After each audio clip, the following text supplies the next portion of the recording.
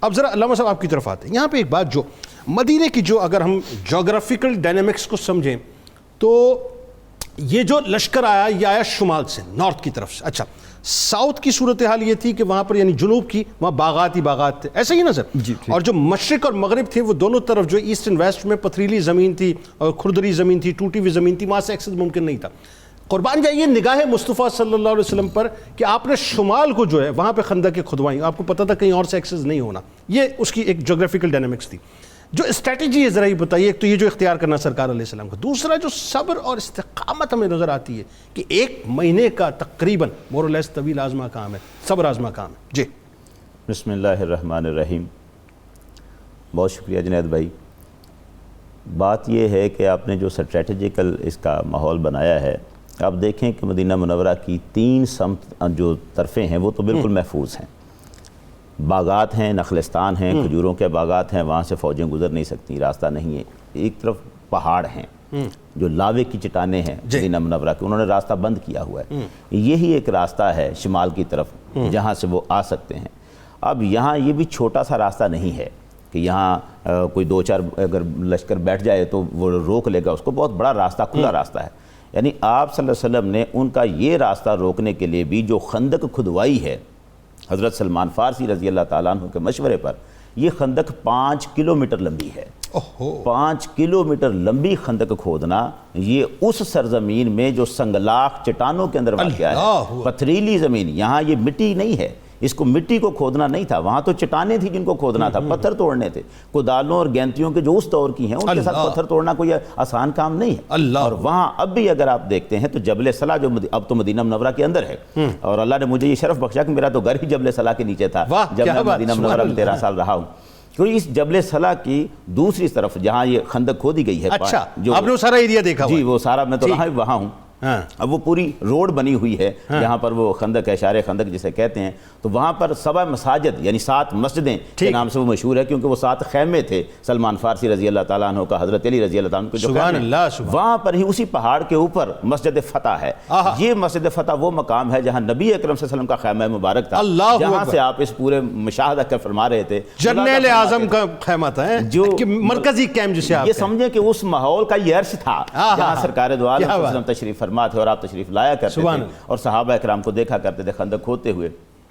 خندق کو کھودتے ہوئے جب، اور یہ ماحول کیا ہے، پہلے یہ بھی تو بتا دیجئے وہ خندق والی بات جو سلمان فارسی رضی اللہ تعالیٰ عنہ کو مشورہ تھا، بڑی امپورٹنٹ بات ہے. وہ اس طرح ہے کہ یہ خندق کھودنے کا رواج تو عرب میں تھا ہی نہیں نا. یہاں معاملہ یہ تھا کہ جب یہ پوچھا ہے آپ صلی اللہ علیہ وسلم نے کہ ان کا اتنا بڑا لشکر آ رہا ہے، اور یہ ایسا لشکر تھا کہ روایتوں میں لفظ ام سلمہ رضی اللہ تعالیٰ عنہ کی روایت میں یہ لفظ ہے کہ کسی اور جنگ میں یہ کیفیت نہیں دیکھی جس طرح اس جنگ نے تھکا دیا تھا نبی اکرم صلی اللہ علیہ وسلم کو. اب کے الفاظ ہیں کہ تھکا دیا تھا، کہ اتنا بڑا پورا عرب ہی گویا کہ آ گیا تھا مقابلے میں.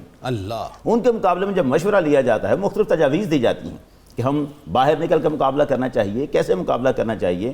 تو اس میں جو تجویز وہ ایک بالکل منفرد تجویز تھی. اور میں اگر وقت ہوتا کسی اور ماحول میں ہوتے تو میں یہ عرض کرتا کہ یہ وقت ہم پر آنا ہے، اس کی جھلکیں آتی ہیں.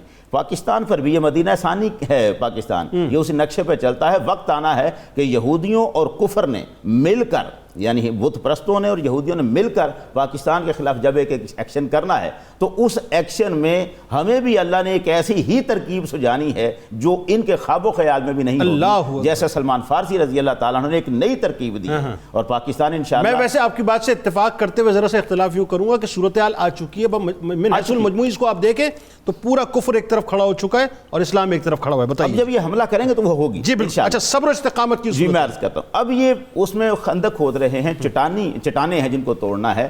اور اس میں جب سرکار دو عالم صلی اللہ علیہ وسلم ایک صبح کے وقت میں عرض کر رہا تھا کہ انتہائی سردی ہے، انتہائی سردی ہے، یخ بستہ ہوائیں چل رہی ہیں ٹھنڈی، اور اس میں پھر اوپر سے بھوک کا عالم. یعنی بخاری شریف کی 4101 نمبر حدیث میں حضرت جابر بن عبداللہ رضی اللہ تعالیٰ عنہ فرماتے ہیں فَلَبِسْنَا ثَلَاثَةَ أَيَّامٍ لَا نَذُوقُ ذَوَاقًا، 3 دن گزر جاتے تھے ہم نے چکھا تک کچھ نہیں. اللہ اکبر. اب یہ حالت ان کی ہو رہی ہے بھوک کے علاوہ، پھر مشقت اتنی کہ چٹانوں کو توڑنا، پتھروں کو توڑنا، اس میں سے راستہ نکالنا، یہ بڑا معنی رکھتا ہے. سر 5 کلومیٹر وہ طویل، 5 गज जो है चौड़ी, 5 गज जो है मतलब उसको डेप्थ होती थी उसकी। डेप्थ उसकी।